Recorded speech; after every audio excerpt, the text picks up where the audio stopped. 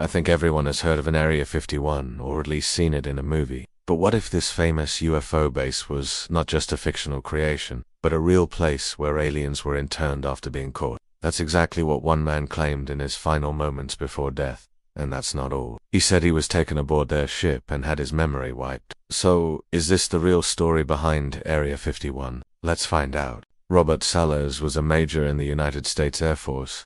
When he heard about the sighting of a flying disc near the Nevada test site on July 1964, the discovery was made by some military personnel who were keeping watch over nuclear testing grounds. They immediately reported it to the nearest police station. As soon as Robert got the call, he set off to the site with his team. He wanted to get to the bottom of this mysterious flying disc. The major gathered some men and headed towards the desert. Along the way, they saw plenty of military vehicles, and even helicopters. Apparently, the search for the flying disc was in full swing. Robert later said the scene was like something out of a movie. As he got closer, he saw a group of soldiers gathered around something. When he arrived, they quickly ushered him inside a tent. "Get your butt in here right now," one of them yelled. Robert was confused, but he obliged. Inside the tent was a massive object that looked shiny and metallic. It almost seemed to be alive, breathing, and pulsating. This was enough to shock anyone who laid eyes on it. Naturally, Robert wanted to get a closer look, but he was stopped in his tracks when he saw the words, "Keep away from this area," written on the ground. He could feel his heart pounding in his chest. He was then told to keep quiet and listen. Suddenly, the metallic object began to glow brightly. In a matter of seconds, it started floating above the ground. It kept rising until it reached a height of about 30 feet. Robert thought it was going to fly away, but instead it hovered in the air. No one knew what to do, so they just stood there watching the object. At first, Robert thought it was some kind of new military technology. However, he soon realized that couldn't possibly be true. It wasn't any aircraft he had ever seen before. It also didn't seem to be piloted by humans. Robert would later describe the scene in great detail. He said the object floated silently in the air. It moved with perfect precision and grace. There was no noise or vibration. It was as though it was controlled by a super-intelligent being, he continued. It hovered there without making a sound. It appeared to be metallic in nature, like some sort of giant silver disc. It didn't seem to have any windows or markings of any kind. Robert felt a surge of fear mixed with excitement. He had never seen anything like it before, and he couldn't help but wonder what it was and where it came from. Suddenly, the object began to move again. This time it glided through the air and landed smoothly on the ground. Robert and the other soldiers watched in amazement as it touched down. Before they could react, a ramp extended from the side and two figures emerged. They were tall and slender, with large heads and big black eyes.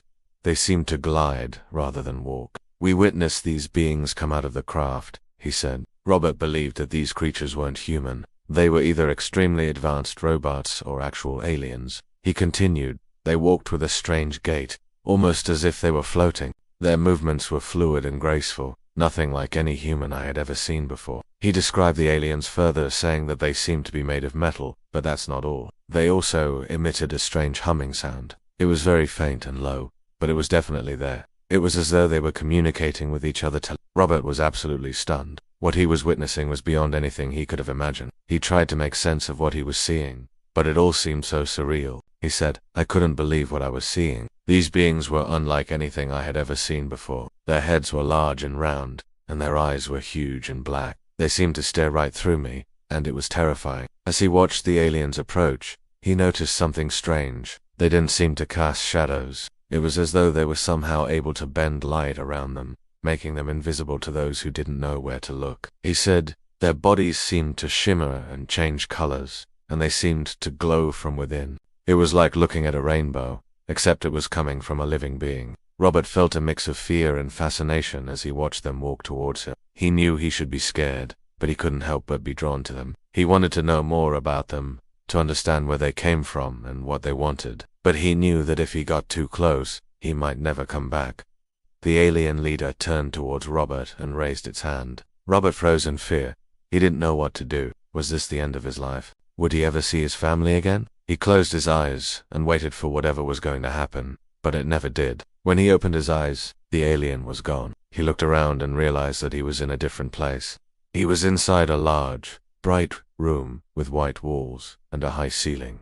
He didn't know where he was or how he got there, but as he looked around, he saw something that made his blood run cold. He was inside the alien's ship. He could see the same metallic object that he had seen in the desert. It was floating in the air just like before, and the two aliens were standing next to it. They were talking to each other in their strange, humming language, but Robert couldn't understand what they were saying. One of the aliens turned to look at him, and Robert froze in fear. He tried to speak, but no sound came out of his mouth. He was paralyzed with fear. The alien took a step towards him, and Robert felt a strange sensation in his head. It was like a jolt of electricity. He fell to the ground and everything went black. When he woke up, he was back in the desert. The alien ship was gone, and the only sign that anything had happened was a small, smooth stone in his hand. He looked around and saw the same soldiers who had been there before. They stared at him with a mixture of fear and confusion.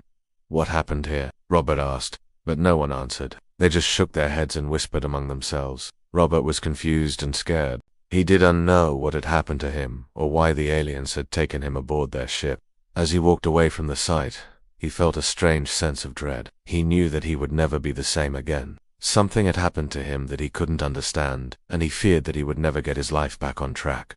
So, is this the real story behind Area 51? There are many people who believe that the government is hiding evidence of aliens at Area 51. Some even believe that the base is used to house captured aliens and that the government is experimenting on them. However, there is no evidence to support these claims. In fact, the government has released many reports about Area 51, and none of them mention anything about aliens. Even if there are aliens at Area 51, it's unlikely that we will ever know. The base is highly classified and access is restricted to authorized personnel only. However, there is one thing that we do know. The government is hiding something. In 2013, former CIA Director John Ratcliffe revealed that the government had recovered materials from crashed extraterrestrial vehicles. He also said that the government had been tracking unidentified objects in the sky since the 1960s. This is just the tip of the iceberg. There are many other government officials who have come forward with stories about aliens. For example, in 2021, Luis Elizondo, who used to work in the Pentagon, said that there are many UFOs in the United States. He also said that the government is hiding the truth about aliens. These are just a few examples. There are many other people who have come forward with stories about aliens, and yet we still don't know the truth. Maybe one day we will learn the truth about aliens, but until then, we can only speculate. Thanks for watching.